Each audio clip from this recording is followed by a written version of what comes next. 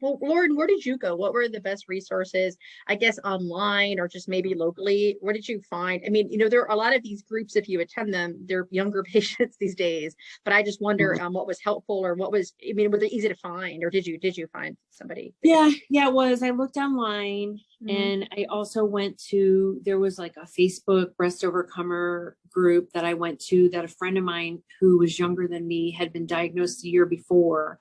And she was a huge help. She gave me a ton of information and she knew every step I was going to take before surgery. And she would tell me about it. And that was so helpful and so kind. Fortunately, I didn't have to do chemo or radiation. I was so fortunate in that way. And then also I felt like my surgical oncologist was a huge help. Dr. DeBerry, Brittany DeBerry, she explained the two paths of reconstruction because I was like, what do you mean there's all these flaps? And I mean, even being educated in the medical profession, I had no idea of all these options. So I felt like she was super helpful. And then I got online and there were explanations and videos at the surgeon's office. So it was very helpful. I felt like there was a lot of support from other providers and friends that had been diagnosed. I just felt like the exact opposite from the insurance company, that I was just going up to bat and they were the batter and I was the ball and they were going to hit me off every time. And there was zero support. At one point I had a woman tell me that what I was looking for was cosmetic and that it's going to not be covered by insurance because I'm just looking to get breast reconstruction for cosmetic purposes. So, I mean, you run into a lot of ignorance. And I feel like we need better advocacy for women who are sick chronically, or seriously with breast cancer, with something like that. I'm going to say my heart breaks for a young woman who has children and maybe she's the only income. I don't know. I had so much support from my husband and my family and my friends. I don't know how a woman who's young and has small children and has to go to work every day. I don't know how she does it. And that worries me. It's tough. Yeah, you need to have somebody, and not everybody has somebody. Lauren, for our discussions, I tell my patients this too. Those that are young enough to fight their insurance companies and make those calls, you're doing it for the 70-year-old woman who lives alone, who's like, I get these bills. What do I do with these bills? Do I just live with cancer? So it really is. But we love you. Virtual hugs. Virtual hugs.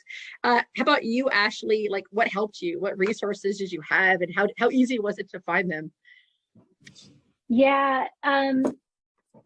So similarly to Lauren, one of my sisters in-law is a physician and had not gone through breast cancer, but sort of a scare and had been through similar procedures. And so it was helpful to talk with her. I've been in healthcare for at this point 25 years, which is crazy. But I also in this process became a really strong advocate for myself. And for me, it was having conversations with some people have been through it, but honestly, when I was diagnosed at 36, I didn't know anybody else my age. I think I saw one friend who had a friend who had gone through breast cancer treatment at a pretty young age. And so had a lot of questions for my surgeons, my breast surgeon, my plastic surgeon. Also had a lot to deal with being 36 and having really strong estrogen and progesterone receptor positive breast cancer, and figuring out, because I didn't want children, what to then do. And it took a lot of, putting pieces together. I remember a conversation one day with my my primary care physician at the time, who told me that once I came off when I went on tamoxifen, or if they had to, no, I'm sorry, I'm getting this wrong. That if I became back BRCA positive and had to have my ovaries out, that they would need to put me on, an estrogen replacement. And I thought, curious, Doesn't make any because sense. estrogen's trying to kill me. But, so Right. there's a lot of those things that, when you're also trying to get care from people who don't necessarily specialize and they're kind of tangentially involved, I feel like it really does require patients to be at the top of their game and to really question things that don't make sense, to advocate for themselves, to ask a lot of questions. Also, having been in the medical device field and working hand in hand with surgeons for the last 20 years, I did a ton of research on my surgeons and made sure that I felt 100% comfortable with the ones that I was picking, to provide the best care for me, and the most personalized care. So that was a big factor, and haven't regretted those decisions for a moment. They continue to be great resources for me. So, and I think the other thing that's helped me, honestly, is now I know, sadly, far too many women my age who have faced a diagnosis since mine, and sadly have lost some of those. And so just trying to find ways to give back, to have one-on-one conversations with young women who are diagnosed, to be a support, to give back through organizations like Brave, has really been a great, honestly, resource and support for me. It feels like a reason, right, to have gone through it. So That's, you guys are amazing. I mean, like, I like your term, Katrina, thrivers, because you are warriors. Do you find a good support network, Katrina, when you were going through this? Did you have some good online places, or just a really good girl squad? Yeah, I think a really good family. I think that, I can honestly say I don't think I would be here today if it weren't for my community, my people.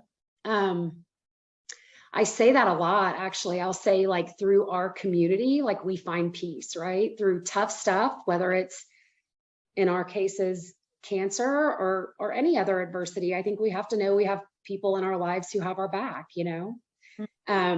It's funny because I work with US nonprofits now, for my career. But when I went through breast cancer the first time, I honestly didn't really reach out. I didn't really look into the advocacy community. And I find it to be something I'm passionate about now, that as people go through a breast cancer diagnosis, they know that there are these amazing resources out there, Brave and many others that have paved the way. Like, they've done the research, they've created the pieces, they've done surveys and focus groups. I mean, it's, there are resources out there, and we just have to be sure we're getting them from good, credible sources. Similar to Ashley, I will say also about your healthcare team, it is so crucially important to trust your healthcare team. And if you don't, I think a second or a third, or in my case, with my first breast cancer, I got 5 opinions, 5, before I decided on an oncologist. And you know what? As soon as I decided on her, I trusted every single thing that she did. And so I think, I know sometimes the healthcare community gets a bad rap, but, look, these providers they're our friend. Like, they are there to help us. And if you don't feel covered by your team, I strongly encourage getting another opinion and finding a team that you feel like has your back. Because if you don't have that faith in your team, I just think you're always going to question their decisions, and you're not going to feel good and hopeful about your outcome, and I think that attitude really helps at the end of the day. No, I think that's important. I mean, it is a team, and it's, these are lifelong relationships that you're forging. But, I think if you don't know the answer, or, if you have a question, you should be able to ask that question and get it answered, at least in a satisfactory way for you. That's kind of leads me to my next question. I know you're all survivors, or reason that we're thrivers, but